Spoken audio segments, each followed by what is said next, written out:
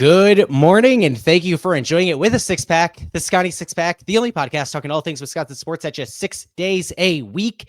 Today, we are getting away from the sadness of the Wisconsin Badgers football program and talking about the program having a banner year. Of course, that is Wisconsin basketball program, and they need to get a win on Tuesday night tonight over the Michigan Wolverines to set up what is potentially the biggest Wisconsin Marquette I-94 rivalry game since ever. But first, they got to get past the Michigan Wolverines, and breaking it down from Maize and Brew is a returning guest, returning champion to the Sconnie Six Pack. With me is Kellen Voss.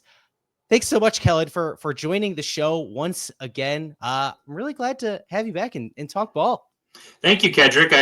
I'm happy to be here. I love that you said returning champ. I've only ever been a returning champ in chili cook-offs before, so I didn't repeat as champion. So hopefully I can return as champion yet again for this podcast. But yeah, thanks for having me. And I would say until this past week that Michigan football season was just as bad as the Wisconsin football season, if not worse. So I don't know if we can say just as bad. Maybe expectations wise coming off of last year, but you do have the Lions, which I didn't even think about when I asked you to join the show this week. This is also Lions Packers week. This is a big Michigan Wisconsin football week. How are you feeling out there? So your dad or your grandfather says this might be the best. Oh yeah. So my grandfather is 71 years old. Shout out to Bob. He's listening to this. Papa Bob. He was born in 1953. So in 1957 was the last time the Lions won an NFL championship, and that was before they even had Super Bowls. So he barely remembers that. And ever since then, like obviously there have been highs with like Barry and some of the Stafford and Calvin years. But now it's like they're like actually like a juggernaut, and they were the favorite in the NFC a couple weeks ago. And so like it's really incredible to be in the city of Detroit and seeing what the city's like for this whole revamping and stuff. Let me tell you, like this whole team with Campbell and Penei Sewell and Amon-Ra St. Brown and Hutchinson and all these guys, it's really, really great for the city, and it's great to see so generations of Lions fans rejoice and have this, because we've been the Chicago Cubs of the NFL for forever now. So yeah, it's a little unfortunate that the first time around we got this game, it was like Jordan Love kind of still hobbling back from injury. Now it looks like the Lions are maybe not 100% on their injury. Yeah, like half the defense is out for the year or whatever. So that's going to be fun. But, yeah, but it should still be a good game regardless. Oh, definitely. Lions fans definitely don't have any nightmares about playing Green Bay on Thursdays or anything. It's never gone poorly before. Well, let's talk about another program that things have never gone poorly for recently, and that's of course the Michigan Wolverines, who are going to tip off Big Ten play against Wisconsin on Tuesday night. That being tonight when this podcast is released.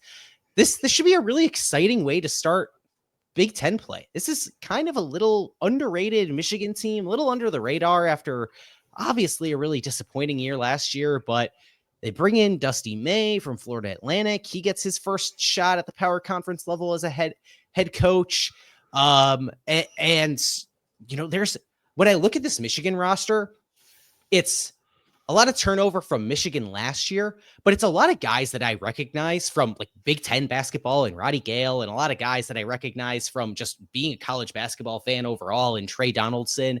This is a good Michigan roster. And with everything that's changed in Ann Arbor, if you could, Kellen, try to sum up just one or two of the things that you think identify the biggest changes from last year, what would they be?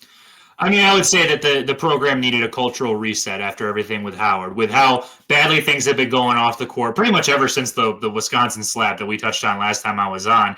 It's kind of been downhill from there on the court, and then off the court, you had all the controversies surrounding the program. They just needed a fresh start. They needed a new voice in there. And the top name in the hiring process, in the hiring cycle, this past offseason was Dusty May, and Michigan was able to land him. And the roster's been completely turned over, 6 transfers, 3 new freshmen. So he's instilled a new culture, a new chemistry with the group. And the other thing I would say is just how different the offense is. It's fast-paced. It's 3-point heavy. It is, the guys are flying around with the ball, and there's some drawbacks to it, but it's also like the early returns of it. It is a lot of fun to watch. It is aesthetically pleasing. It gives off John Beilein vibes in terms of like, obviously they don't have like the NBA talent that John Beilein had, but in terms of the system and in terms of how well guys are starting to play together and stuff, that's been really, really encouraging. They've been really great on defense lately. They're 10th in KenPom and adjusted efficiency there, partially because with Xavier, they held Xavier to 0.5 points per possession. And for the folks who aren't as averse to advanced stats, that's pretty damn good. Usually most teams average like 1.2 or 1.3. So to be able to hold a good Xavier team to that much and basically beat them by 25 in the MTE was really, really nice. And yeah, they're 35th in the net. They're 22nd in KenPom. They got 95 votes in the AP. If they win this Wisconsin game, they'll probably be ranked next week. Yeah. It's been a really, really great start, and there's some drawbacks to the team, obviously, that we'll get into, but I'm loving everything I'm seeing right now. Yeah, that 3-point shooting is something that's really similar between this Wisconsin and Michigan team. And for Wisconsin fans who have seen all the threes that Wisconsin's been shooting lately, Michigan hits even more of them. They shoot around the same number, but Michigan's hitting threes at like a 38% clip this season, something insane. Yeah, who does the Wisconsin defense need to look out for, maybe above the rest around the perimeter? Because Wisconsin does a really bad job sometimes of finding shooters in transition, which it sounds like could be a challenge in this matchup. The hard part about playing Michigan is they don't really have a go-to guy, right? Like that was the critique on them nationally, is they didn't have the John L. Davis that Dusty May had at Florida Atlantic, where it's like you just have a guy that you can go to late in games. What they do have is they have a lot of great scoring options that can beat you. So I would call it an NBA-style offense, where it's pretty much all transition stuff, layups, threes, ball movement up the wazoo, all that great stuff. I think you're going to have to watch out for Roddy Gale, knowing him from Ohio State. He kind of fits with everybody because he's like the opposite. He's more of a slasher, more of a mid-range, get to the hole kind of guy. He looked really, really good in that Virginia Tech game they had in the MTE. Trey Donaldson is absolutely the straw that stirs the drink. He's been much better than he was at Auburn. When he comes into the second half of games and provides energy to the guys and stuff, he's been really, really fun. And Namari Burnett has been reborn as a basketball player. You know, he was kind of asked to do way too much in Juwan Howard's offense last year with how little depth that Michigan has. Now he's in this role where he doesn't have to set anything up. He can basically just hit threes, take advantage, hit a shot fake and take the occasional layup and play great defense, and other guys are going to go out and find him. And you have depth all over the place. You have good shooters off the bench, and LJ Kaysen and Sam Walters and Wilt Cheddar, and it's like all of a sudden it's the semblance of like this is a really, really good basketball team with how it's built, with how it's structured. You can see the vision for what Dusty May had, and it's easy to believe in this team, finishing high up in the Big Ten standings and making the tournament and maybe doing some damage once they get there. Yeah, I agree. I know they have that weird loss to Wake Forest in the second game of the season, but that was such a weird game, and that was the pace of that game was off, and Wake Forest played some really good defense, and Michigan shot horribly and turned the ball over way too much, and that's been their biggest kryptonite all year long. I'm sure as you're going to get into later. That's what Steve Forbes does to you down there in Winston-Salem. It's the same thing that they did to Wisconsin when they came into the Kohl Center a handful of seasons ago too. Let's talk about the front court. One, because it's been my obsession lately. I wrote a 2,000-word piece on the Badgers front court last week. Find that linked in this show's description if you want to go read those. Underrated Big Ten big. Underrated. Yeah, absolutely. See, we need more people like you, spreading the good word of Stephen Crowell. Stephen Crowell and Nolan Winter. The program likes to go around and say that he's 7 foot, even though he's listed at 6'11". So I find that interesting. But it's 2 7-foot guys, basically, to Michigan's 2 7-footers in Vladislav Golden and Danny Wolf, which makes this a really, really fun matchup. There aren't a lot of teams that can match Wisconsin's size in their starting 5, but Michigan can. This is a really good Michigan team from size, from experience. It's kind of like what Greg Gard wants to build his teams around, quite frankly. So when Wisconsin is teeing up for these 2 bigs in the front court for the Wolverines, what is it they got to watch out for? What makes each one unique from the other? The thing that makes them unique is that they complement each other extremely well. Golden's kind of off to a slower start than you would expect. He hasn't really reached that, 15 point, 12 rebound totals that he had at FAU that you could count on over the last 2 years. He did that in the Xavier game, but before then he was really struggling in terms of layups, in terms of getting offense, but the defense is always there. He's an excellent anchor. He's excellent at anticipating drives, anticipating shots, blocking shots, but also controlling, blocks that he gets and grabbing rebounds and all that great stuff. And in the Xavier game, we saw him kind of come into his own a little bit offensively, take advantage of some mismatches, go heavy on offensive rebounds. I'm surprised I haven't brought up Danny Wolf yet. Holy cow, that guy's awesome. That guy, I want to come on with this more sophisticated intel, but just watching him play, it's like he does stuff that I've never seen, that I haven't seen a lot of 7-footers in college basketball do before, in terms of his shot creation, in terms of his ability to put on the floor on a shot fake, in terms of his ability to drive to the rim, in terms of his ability to just there was one sequence in the Michigan game where he barely missed the layup and just sprinted to the corner and knocked down a three right in rhythm. And it's just how many 7-footers can just do stuff like that? He's an incredible creator. He's improved significantly defensively. He's a great switcher on defense, so that helps Michigan's defense a ton. Versatile scorer. I don't think it's a stretch to say he's got NBA upside. If he can clean up the turnovers and get a little more refined offensively, I would say he's definitely, you can tell the traits are there in terms of his passing ability, his playmaking ability. They play really good out of the high-low. It's a matchup nightmare on defense, although Wisconsin is one of the few teams in the Big Ten that has the size to be able to handle it. And, the one big issue for Wolf, and I wonder if part of this is because in Michigan's bye games and kind of a weaker start to the schedule, they wanted him to experiment more. But he leads the team in turnovers with 4.3 per game. That's something he's got to clean up. You'll see it at times. Sometimes it'll come in flashes. Sometimes he'll have a nice sidearm pass for an open layup, and sometimes he'll have 2 turnovers in a row, and you're like, oh, okay, this is the bit of the roller coaster you sign up for when you have a 7-footer that's still kind of coming into his own as a playmaker and stuff. I do think that's going to get a little bit better as the season goes along, but there's a lot to like about those 2 bigs. Yeah, Danny Wolf is such a unicorn. He's so good. And that high-low action is something that in Wisconsin's post-game presser on Saturday after they beat Chicago State, the 2 player representatives were Steven Crowell and Nolan Winter, and Nolan Winter had mentioned they want to be doing more stuff out of the high-low, which they really can, and they're really good because both those guys can shoot. And Danny Wolf is kind of for Wisconsin fans, if you took the best parts of Steven Crowell and the best parts of Nolan Winter and kind of smushed them together almost, Danny Wolf can really freaking shoot, man. But he's aggressive on the glass.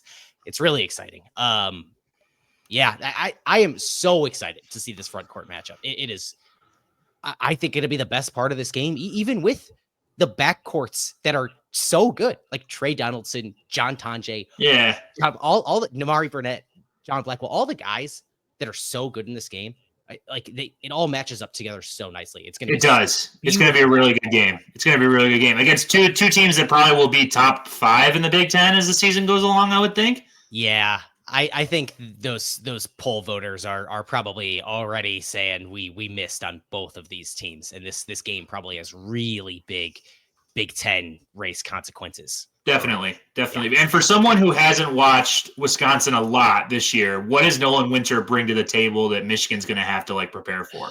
So what Nolan is that Steve isn't is that he's really aggressive on the glass. Mm-hmm. A lot of the ways Wisconsin gets their rebounds isn't from doing it from the center spot to begin with. It's from their power forward. And what makes Nolan really, really special is that he was trained up through high school as a guard. So he has all that court vision stuff. Okay. Steven Crowell is far better than Nolan Winter is. The old Anthony Davis. Yep. Okay. Yeah. Crowell is better at that court vision stuff, but Nolan has the ability to grow into it, and he can grab off the glass at a really high level. He starts at the 4, but also backs up Steve as the 5. Yeah. So then they can bring in these other 4s that give the front court just different looks, mm-hmm. depending on which combination of around 4 players are on the court at any given time. It's that versatility in positioning that makes mm-hmm. him Stephen Crowell and Greg Gard all the time just say his ceiling is boundless. Just because of all that stuff with the size and his experience. That'll be really fun to watch. So it sounds like he's pretty similar to Danny Wolf in that sense, in terms of like the upside and the potential and what he could be versus what he is right now. Yeah, the upside. Yeah, I think the upside for Nolan Winter is hitting a ceiling that looks a lot like Danny Wolf. Danny Wolf is probably better at getting the passes across, but obviously with the turnovers, right? There's some give and take there right now, but both Nolan and Steve can shoot. Year in, year out, shoot near 50% from three, right? Just because eventually they get out on the perimeter and drain one.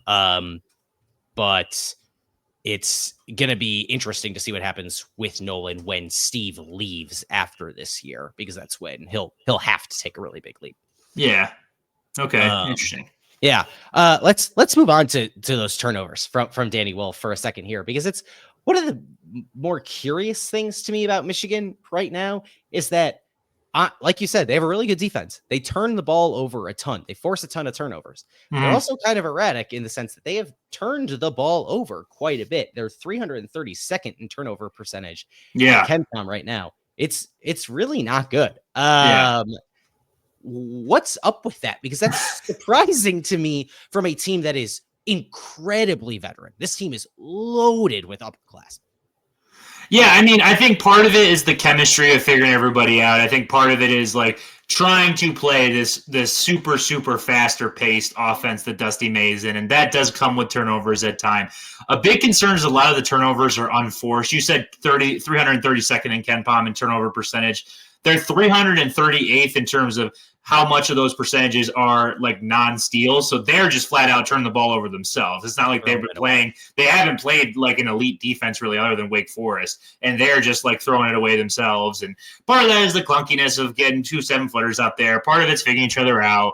Part of it's just like needing to take care of the basketball and being sloppy. I wonder how much of a part of it is like the early season, like figuring everybody out and getting back into the rhythm of college basketball. Yeah. And we've obviously had a small sample size so far, but it would definitely be a bigger concern if it was still an issue, say this time next month.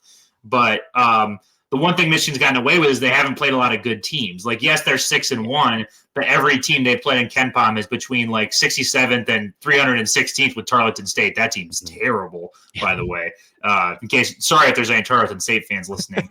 They're probably aware of how bad it is. But Wisconsin's by far the best team that they've played. So this is like the first like real legit test. This is like, okay, this is one of the big boys of the Big Ten. This is a team that take care of business. This team that's 10th in turnover percentage. Like, they don't turn the ball over at all. So if you have more than 12 to 15 in this game, Michigan's not going to win, and Michigan's probably going to lose by a lot if they have that many against a team as good as Wisconsin that can take advantage of those plays. Yeah, where I can see those things kind of coming to a head is Michigan has been really good at not letting guys get to the free throw line so far this season, and that's where guys like John Tonje have made their money this year is shooting 22 free throws against Arizona, or even 10 against Chicago State. Yeah, and so for a Wisconsin offense that, I mean, they don't turn the ball over because they do such a good job playing through 2 feet, playing hard through the paint, getting up and playing through contact against a Michigan defense that should be more stout than I think any Wisconsin has faced this year. I think there's going to be some meeting in the middle between those two teams. Probably, yeah. Like, something's got to give in terms of those two matchups. And defensively, the guy you're going to want to watch out for is Reuben Jones. He's the North Texas transfer. He hasn't started this year. He was injured to start the year, and he was going to get back in the starting lineup, but Namar Burnett's like shot the piss out of the ball, shooting almost 50% from the field. So you can't really take Namar Burnett out. So He's been the pseudo sixth man, but he's like on the floor late in games to be that stopper, to be that guy that's completely stuck. But like, everybody in the playing rotation except maybe Kaysen, I would say, is a plus defender in terms of their moving their feet, in terms of how they use their hands, in terms of help side, in terms of recognition for all that. And that's part of the fun of why they want to play fast pace. They get turnovers and they get out and run. And I know obviously almost every coach in college basketball says they want to get out and run, but like Dusty May really, really embraces that with this team. So that's going to be something to watch out for, I would say. And that Tanji guy, I watched part of. So he actually played Michigan back in 2022 when he was on Colorado State. He's gotten so much better since then. I was almost shocked to see how good his numbers have been at Wisconsin. So what is it about him that he's probably going to be the go-to guy that Michigan's got to watch out for? So what is it about him that, like, go ahead and wax poetically about your guy here, I would say. Yeah. What is it about John Tanji? The sun, the light. Man, I don't think anybody expected this of him. The way he has performed has been incredible. I would say that the biggest thing for him is he is an old man in college basketball. He is, whatever it is, just coming up on 22 years old. And he plays like it. He plays like he knows where his spots are. He knows, if I just am strong to the rim, I'm going to get to the free throw line because I have a little bit more muscle on my body than a lot of these other teams that we've been playing. And he can get to the free throw line and hit those. He's attempted, I think it's either 72 or 73 free throws this year. He's missed 4. Wow. Okay. That's pretty good. Yeah. He shot 22 free throws against Arizona when he put up 41 points, and he made 21 of those free throws. He doesn't miss when he gets to the line is what makes him really special. How much that translates in the Big Ten when we know the whistle goes away a little bit, when you eventually get a reputation for drawing contact or something like that, I don't know. But we did see how many whistles Zach Edey got for however many years. And foul trouble has been something that Michigan struggled with. Sorry to cut you off, but foul trouble in terms of like Vlad Golden and Danny Wolf, like we haven't seen as much of them together because one of the two of them usually ends up getting 2 fouls right away. So that's been a drawback of it. So if Tanji can go in and force like 2 fouls on Golden right away, that's going to significantly help Wisconsin's advantage. Now, Will Cheddar has been really good off the bench as a supplementary big man, as a 4/5 kind of tweener guy, but he does not have nearly the upside that Tanji or Crowell or any of those other guys have had. He's going to hit a couple threes and he's going to play his butt off, but if you're rolling with him the majority of the game, like the more you're rolling with him, the less attractive he gets as an option, I would say. Yeah. We're leaning into the Michigan wins if, Wisconsin wins if territory here. So let's move it directly there. The thing that you're describing there and getting the Bigs into trouble is absolutely something Wisconsin wants to do. Greg Gard said it in a midweek radio show a couple weeks back that their goal is to shoot for 30-30 games where they shoot 30 at the free throw line and they shoot 30 attempts from beyond the arc, which is a lot and not something they're basically ever going to hit, but it speaks to the philosophy that they want. And getting guys in foul trouble early, particularly in the front court, does everything for them in terms of opening up their spacing in the front court where Stephen Crowell can go to work in the post, Nolan Winter can go to work in the post. And then the way Gard talks about with Crowell's playmaking ability is inverting their offense so that Crowell acts as a pseudo point guard in the front court as the center and is able to pass out of there in the post and give it to open guys shooting. So that kind of script that you described there, where Danny Wolf gets a couple of early fouls, is something that I think Wisconsin would dominate that game script unless something happens differently. Kellen, how does Michigan win this game? Michigan wins by dominating the pace. They play a little bit faster than Wisconsin does in terms of pace of play. They're 109 to 158 on Ken Pom. The versatile scoring is up there. You know, Michigan, the best Michigan teams are not a guy scoring 25. It's when you have like six or seven guys scoring 10 to 12 points, and you have it coming from everywhere. Basically, that's been Michigan's recipe to success in their best performances so far. I'd say transition buckets and winning the transition game and scoring off of turnovers, capitalizing off of that, and being able to take care of the ball as well. You know, Michigan's not going to stand. I had mentioned it earlier. Michigan's not going to stand a chance if they turn the ball over more than 12 to 15 times in this game. They have to be better at that area. They got to stop Tanji, and I'm never sure how to pronounce his name, but I remember he went off against Michigan last year. Is it Essegian? Essegian is gone. He's on Nebraska now. Oh, he is. Oh, okay. I must have read wrong the preview then. Okay. Well, thank God he's gone because he went off against Michigan. But yeah, Tanji is a guy to watch out for. Stephen Crowell. I mean, he's the kind of guy that can actually go right up and big body Golden like that. So I would say watch out for him. But yeah, I mean, that's the recipe for success is threes, fast pace, taking care of the ball, avoiding foul trouble. Yeah, it should be fun, especially with some of these guys like Trey Donaldson and Kamari McGee for Wisconsin, kind of this undersized point guard. You described like Reuben Jones, who comes off the bench as a sixth man, but is kind of part of that closing rotation a lot of times. That's the same thing for Kamari McGee, who's this undersized point guard, but they really like him. He brings a ton of intensity on defense.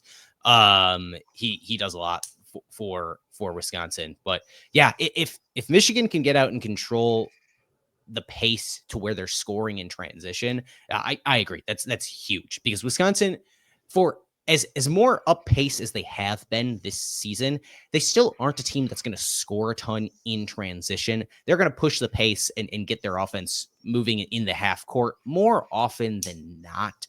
And they haven't been great defending in transition all of the time. So if Michigan can hit a couple of shots in transition, get down the court quickly, I think that's going to do a lot for them, because as good as I think Wisconsin's bigs are, they just aren't as quick as I think they would need to be to really get out and run. Yeah, I think that's all I got. Kellen, is there any other last inquiries, observations, etc. about this Big Ten opener on Tuesday night? So it kind of feels like the Big Ten. I had one big picture question I was going to ask you. Yeah, let's it kind of feels like the Big Ten is kind of anybody's for the taking in terms of who wins it. So why could Wisconsin win the Big Ten? Oh man, because things will be, oh gosh, why could Wisconsin win the Big Ten? They have the shooting to do it. There's going to be nights where they're going to lose games. There's going to be a night where they're going to lose to. I'm trying not to pick on anybody too bad. There's going to be a night where they lose to like a Washington, which Minnesota. Yeah, I don't want to say Minnesota because like anything can happen there. And also that place is weird. Yeah, that place is weird. But also Minnesota's so bad this year that like if this Wisconsin team loses to them, man, people are going to be pissed. Maybe like Iowa. Yeah, like a mid-tier right. Type thing. They're going to lose a game to a team like in Iowa just because on one night the shooting's just not going to be there.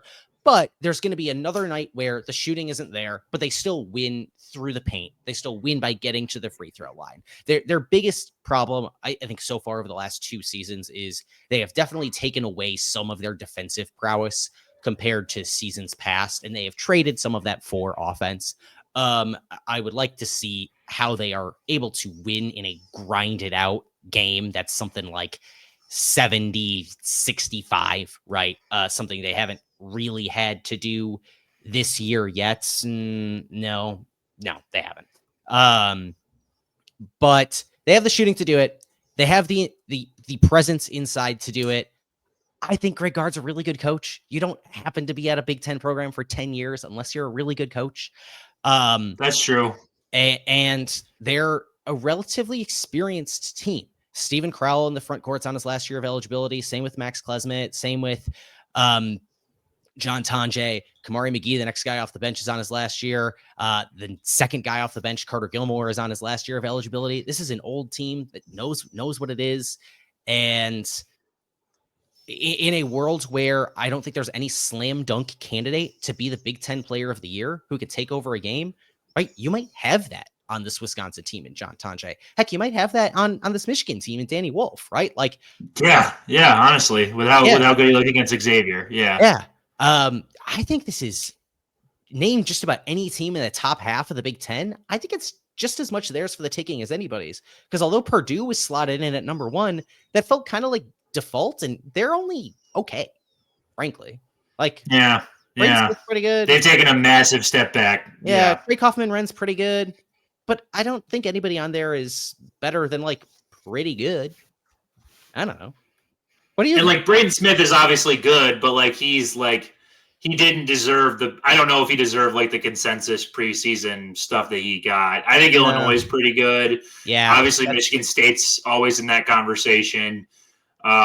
Rutgers, they had a tough loss the other night, but they obviously have the NBA upside to be in there. Yeah. I like Wisconsin a lot, though. I'd say it's between Purdue, Wisconsin, and then that next group is probably Illinois and Michigan State and you got to throw Oregon Rutgers and that kind of a thing. I'd say it's Purdue, Rutgers, and Oregon. Oregon's in that second group, I would say. But I mean, the Big Ten's deep, and the Big Ten's fun, and they're going to get a lot of bids in there. They just beat Bama. You're not going to throw Oregon in the first group. Okay, fair. That's on me. That's on me. Maybe they're like in the in between section. Yeah. But that's the thing is, I think there's a top half of the league that I think all could reasonably make a case for winning it, which is fun. It doesn't mean that they're going to have any team make the Final Four, but like, yeah, I don't know. You're going to get 8 or 9, 10 bids, and you're going to have hopefully one of those teams finally breaks the streak and wins a Big Ten title, so we can stop hearing about that stat on national broadcast. Yeah, I don't think this is the year. I think Auburn's too good. I think Kansas is too good. I think Alabama's too good. Houston's pretty good. Zaga's really good. Houston's really good. I just don't see it coming from a Big Ten team. I don't. We'll see. Yeah, maybe I'm wrong. Kellen, thanks so much for the conversation. I really appreciate it. If people want to find more of your work, where should they go find you on the internet? Yeah, so I mean, if you just Google my name, Kellen Voss, I'm now the first thing that comes up on Google when you search my name, so that's pretty cool. But yeah, Google my name, search me on Twitter at Kellen__Voss on X. I also have a Bluesky account where I've been tweeting out some stories too. And yeah, basketball, men's team, women's team, some recruiting here and there. National Sign Days obviously here for Michigan, some football stuff here and there, but mostly basketball for me. I've been covering the team in person. I've been going to all these games, and it's been really, really fun. And I've been following along the Dusty May journey. So yeah, MaizeandBrew.com. We always say it's the best place to get free Michigan content on the internet. So go check us out. Perfect. Thank you so much, Kellen. I really appreciate it. And I'm sure we'll talk to you again soon. For sure. Thank you. Take care. Thanks again to Kellen Voss of Maize and Brew for joining the show. I always love talking to Kellen. Absolute joy to talk ball with, football, basketball, what have you. He is an absolute pleasure. One of the kindest people on these here internets, and a Michigan alum that is enjoyable to talk to. Yes, you might say that's an oxymoron, but in this case, it is not. Thanks, Kellen. Later this week on the show, we're going to try to fit in some time to talk Packers and Lions. I have a guest lined up, a great guest, a not returning champion to this show, but others of you who listen to me on these here internets might be familiar with our guest coming up this week to help us break down Wisconsin Marquette. As I mentioned at the top of the show, this is gearing up to be one of the biggest games in this long-standing rivalry's history. Wisconsin's got to win this one over Michigan first, and Marquette is seeking a huge road win over Iowa State, which is 6th in the AP poll. Their only loss for the Cyclones is to the Auburn Tigers, which have the best resume in the country right now after winning the Maui Invitational. So watch out for that this week on the show. Lots of good stuff over at Athlon Sports. We have our transfer portal tracker for the football program up. We'll have lots of good signing day coverage coming very shortly from our folks over there as well. And until we talk to you all again very soon, thanks so much for listening to the Sconnie Six Pack podcast. I've been your host, Kedrick Stumbris. You can find me on the website formerly known as Twitter and on Bluesky at Kedrick Stumbris. And to follow the podcast wherever you listen to podcasts. While you're there, leave a review, 5 stars, kind comments. If you're watching on YouTube, youtube.com/@Sconnie Six Pack. Smash that subscribe button, hit the like button. And until we talk to you all again very soon, on Wisconsin.